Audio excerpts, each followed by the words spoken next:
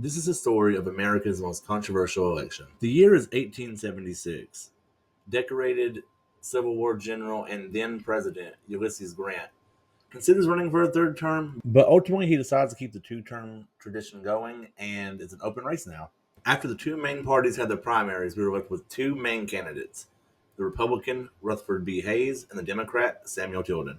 Now, this is where things start to get problematic. The original Electoral College count was 184 to 165 in favor of Samuel Tilden, but 185 was required for the presidency. There's still 20 Electoral College votes out there, and as we're trying to figure out who gets the next votes, there's allegations of unconstitutional practices and voter fraud in the several states that are going to decide the election. Mind you, the Civil War was only a decade ago from this time period.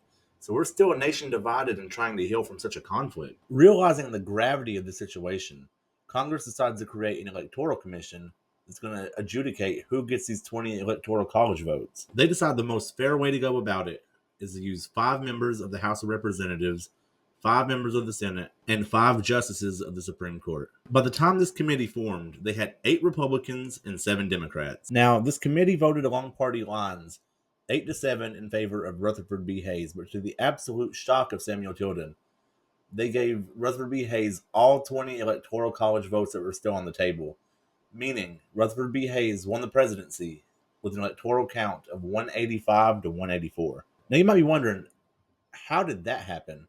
This is where I introduce you to the Compromise of 1877. Long story short, so long as Rutherford B. Hayes got all the remaining electoral college votes and became the next president, the Republicans vowed to remove all federal troops from the South, effectively ending the Reconstruction era. As soon as all the federal troops were gone, all the civil rights laws in place to protect the newly freed slaves were pretty much ignored, ushering in a new era known as Jim Crow. Jim Crow laws plagued the black community and effectively made them second-class citizens in the South for the next 87 years. The Electoral Count Act of 1887 was passed a decade later as a direct result of this election.